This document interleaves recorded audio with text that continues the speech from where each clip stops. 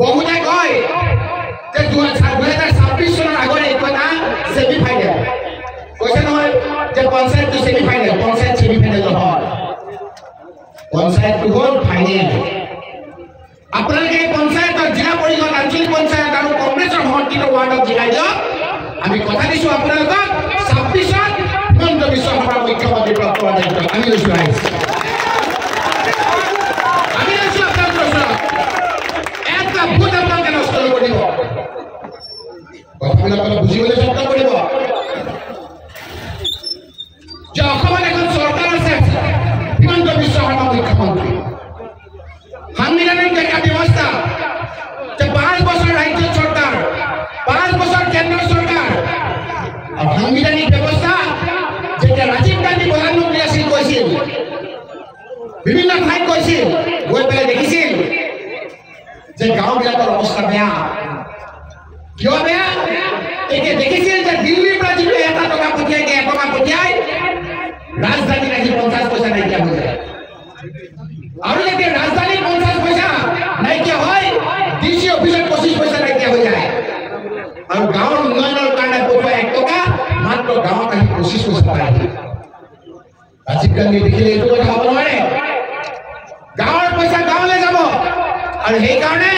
যেনেকৈ ৰাজ্যত 5 বছৰ চৰকাৰ যেনেকৈ কেন্দ্ৰত 5 বছৰ চৰকাৰ এই পঞ্চায়ততো লোকেল সেলফ গভৰ্নমেন্ট কৰি 5 বছৰীয়া চৰকাৰ আৰু সাংবিধানিক এটা ব্যৱস্থা যেনেকৈ 5 বছৰত ৰাজ্যত চৰকাৰৰ ইলেকশ্যন হ'ব লাগে যেনেকৈ কেন্দ্ৰত 5 বছৰ চৰকাৰ হ'ব লাগে ইলেকশ্যন হ'ব লাগে 5 বছৰত পঞ্চায়ত নিৰ্বাচন হোৱাটো সাংবিধানিক এক ব্যৱস্থা হিমন্ত বিশ্ব শৰ্মা ডাঙৰীয়াই ডিলিমিটেশ্যন অন্যান্য কথা কৈ আমাক পঞ্চায়ত নিৰ্বাচনটো পিছুৱাই দিছে আমাৰ ইয়াত বহুতো পঞ্চায়তৰ প্ৰতিনিধি আছে এক্স পঞ্চায়তৰ সভাপতি কয় জিলা পৰিষদৰ এক্স কয় এনেকৈ এক্স এওঁলোকে ক্ষমতাত থকা অৱস্থাতে নিৰ্বাচন হ'ব লাগিছিল হিমন্ত বিশ্ব শৰ্মাই নকৰিলে যোৱা ফেব্ৰুৱাৰী মাহত পঞ্চায়ত নিৰ্বাচন হ'ব লাগিছিল তেওঁ নিৰ্বাচন নকৰিলে সেইকাৰণে আমি যেতিয়া দিল্লীত গ'লো দিল্লীত যোৱাৰ পিছত ক'লে যে পঞ্চায়ত নিৰ্বাচন নকৰিলে আমি কোনো ধৰণৰ পইচা অসমত নিদিওঁ যেতিয়া উন্নয়ন স্থবিৰ হ'বলৈ ধৰিলে যেতিয়া পইচা পাতি আহিব নোৱাৰা এটা অৱস্থা হ'ল তেতিয়া হিমন্ত বিশ্ব শৰ্মা ডাঙৰীয়াই এই গৰম বতৰত আপোনাৰ ইলেকশ্যন কৰিবলৈ আপোনাৰ বাধ্য হ'ল আমি কৈ আছোঁ আপোনালোকক শুনক এইকাৰণে মই ধৰি আহিছোঁ কেইদিনমানৰ আগত যেতিয়া MP ইলেকশ্যন হৈছিল মহিলাসকলক কৈছিল যে অৰুণোদয় আঁচনি দিম কৈছিলে নাই ফটো ষ্টেট দি চাই বিলাইছিলে নাই পালে আপোনালোকে পাইছে অৰুণোদয় বহুতৰ নাম উল্টা কাটি দিছে হয়নে নহয়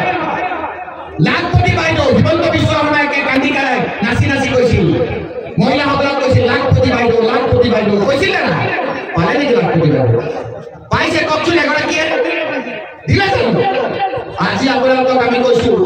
যে 2 তাৰিখে আপোনালোকে জিলা পৰিষদ আঞ্চলিক পঞ্চায়ত আৰু কংগ্ৰেছৰ সমৰ্থিত ৱাৰ্ডত ভোট দিয়ক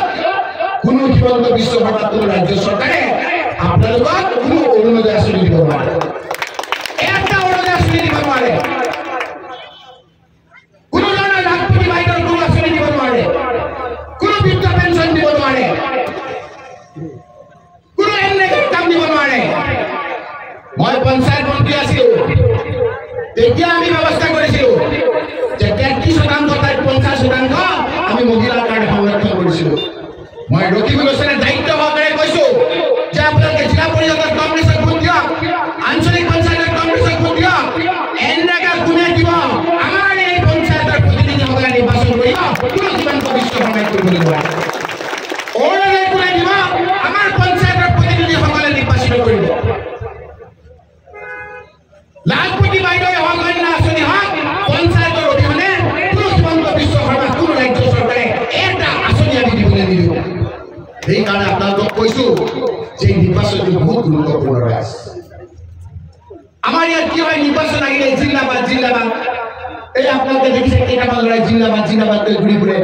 আৰু নিৰ্বাচনৰ পাছত ইয়াৰ নপচি আমাৰ ঘৰটো ভাঙি দিলে ভাঙি দিয়ে নিদিয়ে পাহৰি যাওঁ আমি কথাবিলাক আমাৰ ঘৰবিলাক উচ্ছেদ